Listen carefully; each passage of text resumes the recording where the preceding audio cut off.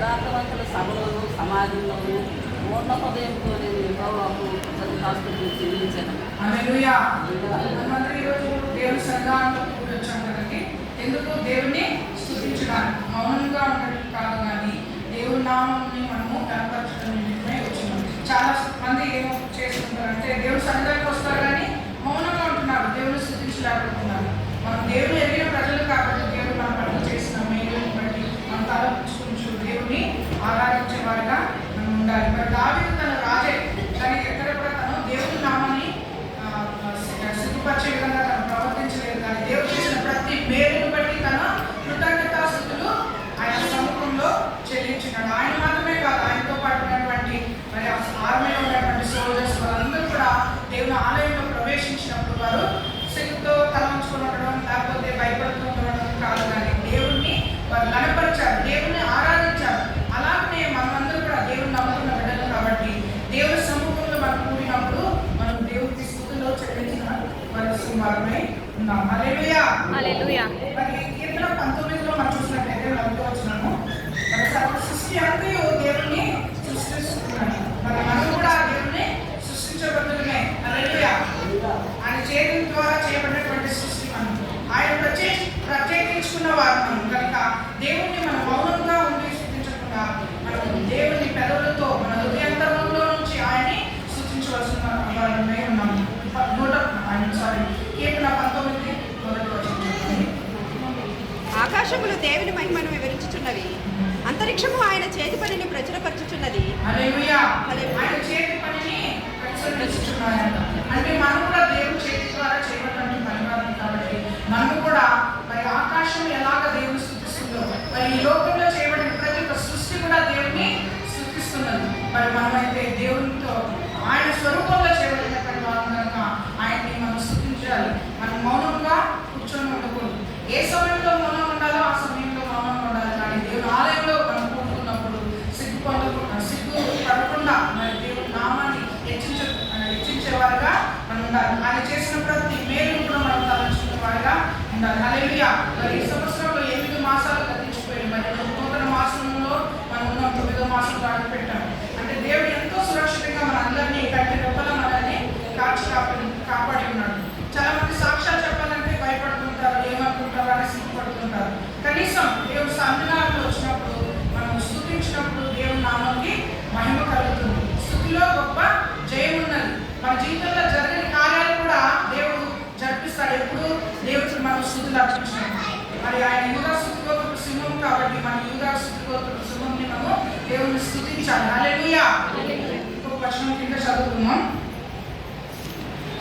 4వ వచనం. ఆయన తన ఆశ్చర్యకార్యాలను జ్ఞాపకార్థులను నియమించి ఉన్నాడు. యెహోవా దయాదాక్షిణ్యపూర్ణుడు. హల్లెలూయా.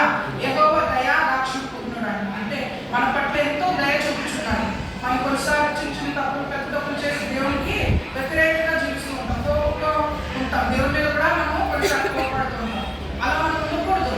మరి మరి దేవుడు దయ మన పట్ల ఉన్నది కాబట్టి మన సజీవులతో ఉన్నాం. చాలా మంది ఈ దినాన్ని చూడలేక మరణించారు. చిన్నవారేంటి, పెద్దవారేంటి, వృద్ధులు అందరూ కూడా మరణిస్తుంటారు. కానీ దేవుని యొక్క భయభక్తులు కలిగినప్పుడు దేవుడు మనల్ని కాపాడుతూ ఉంటాడు. మన అనుదిన ప్రార్థనలో మనము ప్రార్థన చేయాలి. ఎలాగా? స్తుతితో ఆరంభించాలి.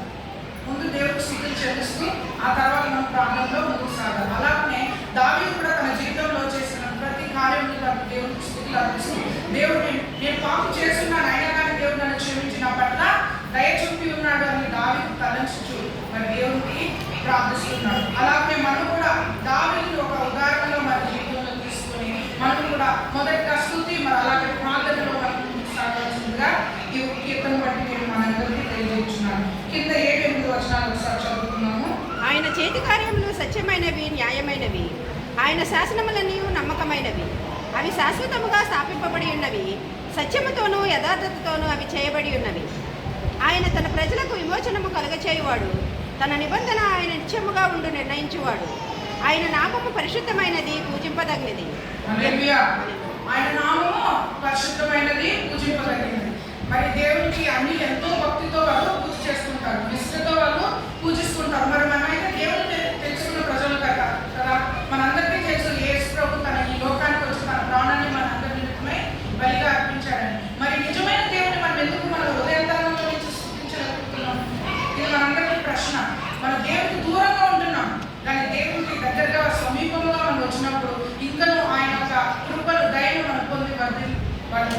హల్లెలూయా. మరి ఆయన చెప్పినటువంటి ఆ కట్టడాలు అవన్నీ కూడా మనము లోబడి ఉన్నట్లయితే ఇంకా అధిక మేలును మన హృదయంలో మన వ్యక్తిగత జీవితంలో మనము వచ్చి చూడొచ్చు. మరి ఇంకా ప్రత్యేకమైనది ఏంటంటే దేవుని యొక్క భయభక్తి కలుగుతా. ఎందుకంటే దేవుని యొక్క భయభక్తి కలిగినప్పుడు మనకి ఏం కలుగుతుంది? జ్ఞానానికి అది మూలంగా ఉన్నది. 10వ వచనం చదవండి. యెహోవా యందలి భయము జ్ఞానమునకు మూలము. ఆయన శాసనములను అనుసరించే వారందరూ మంచి వివేకము గలవారు. ఆయన నిత్యము స్తోత్రము కలుగుచున్నది. ఆయన శాసనాలను అనుసరించేవారు వివేకులు అంటారు. దేవుని శాసనాన్ని అనుసరించిన వాళ్ళు ఎవరు? అవివేకులు. సో అంటే వాళ్ళు విజ్డమ్ లేనటువంటి వారు. మనం అలా ఉండదు. దేవుడిని తెలుసుకున్నాం కాబట్టి ఎన్ని కష్టాలు వచ్చినా ఎన్ని అవమానాలు వచ్చినా మన జీవితంలో దేవుడిని మనం ఏమాత్రం విడిచిపెట్టే వారుగా ఉండదు. మరి యోగు జీవితంలో ఎంతో శ్రమ ఎదురైంది. తనకి సమస్తాన్ని కోల్పోయాడు. అయినా కానీ తన దేవుని విడిచిపెట్టి మౌనంగా తను ఉండలేదు. కానీ దేవుడు చేసిన కార్యములు తన నోటి నుంచి చెప్పి దేవుడే స్తుతించాడు. మనం చూడొచ్చు. మరి యోగు గ్రంథము 3వ అధ్యాయం 9వ వచనం చదువుతాము. 5వ అధ్యాయం 9వ వచనం. ఆయన పరిశోధింపజాలని మహాకార్యములను లెక్కలేనన్ని అద్భుత క్రియలను చేయువాడు. హల్లెలూయా. ఎవరు చెప్తున్నారు? యోగు జీవితంలో జరిగినటువంటి కార్యమే. నిజంగా దేవుడు తన జీవితంలో యథార్థత్వం ఉన్నది. మరి అలాగే దేవుని కొరకు తన నీతిగా ఉన్నటువంటి వ్యక్తిగా మనం చూస్తున్నాం. దేవుని యొక్క భయభక్తులు కలిగి ఉన్నాడు కాబట్టి తన అన్ని శ్రమలు కూడా వెళ్ళినప్పటికీ కూడా దేవునికి వ్యతిరేకంగా తను ఏమాత్రం ప్రవర్తించలేదు. వాళ్ళ భార్య తనను నిందించాడు, అయినప్పటికీ తన దేవుణ్ణి విడవలేదు. అలాగే మన జీవితంలో కూడా మన దేవుడికి ఎన్ని సమస్యలు వచ్చినా, ఒకవేళ మనల్ని ఎవరైనా కుందదీసినా కానీ ఆ విషయాల్లో మనం కుందుకోవద్దు. దేవుడు చేసిన మేలుని మనం తలంచుకోవచ్చు, లెక్క పెట్టచ్చు. మన దేవుల్లో ముందుకు సాగిపోయే వారుగా ఉందాము. మరి యోగు కానీ దావీదే కానీ ఇంకా అనేక మంది భక్తులు బైబిల్లో ఉన్నారు. వాళ్ళని మన ఆధారంగా తీసుకొని మనం ముందుకు సాగము.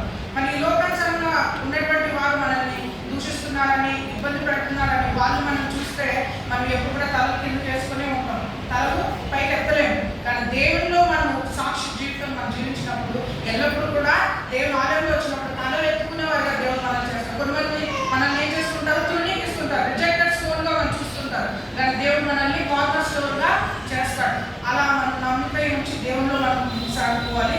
భయభక్తులు అంటే నాకు గుర్తొస్తుంది, బైబిల్లో కొర్నేలు కుటుంబం ఉన్నది కదా.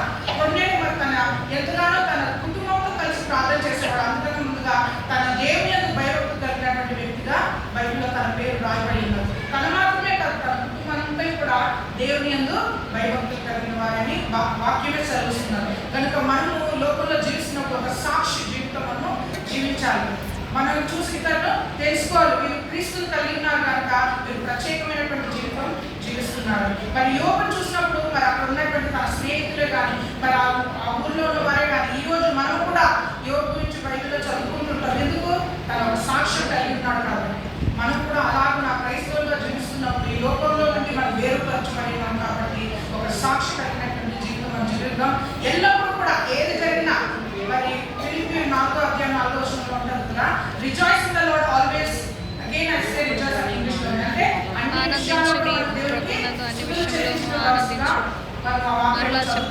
అలాగే మనందరూ కూడా ఎంత కష్టం ఎంత అవమానం వచ్చినా అక్కడికి మనల్ని కొట్టేవారు కూడా ఎదురవుతారు. అలాంటి స్థితిలో కూడా మనం దేవుణ్ణి విడిచిపెట్టారు. యేసు ప్రభువును కూడా ఎంతగానో అవమానం చేశారు, నిందించారు, ఆయన కొట్టారు, ముందు వేశారు. అయినా కానీ దేవుడు తన తండ్రితో తన సహవాసం మొదలుపెట్టుకున్నాడా? వదిలిపెట్టింది. కనుక మనం ఎవరైనప్పటికీ ఎక్కడున్నప్పటికీ ఎలాంటి స్థితిలో ఉన్నప్పటికీ దేవుడు చేసిన మేలు పనులు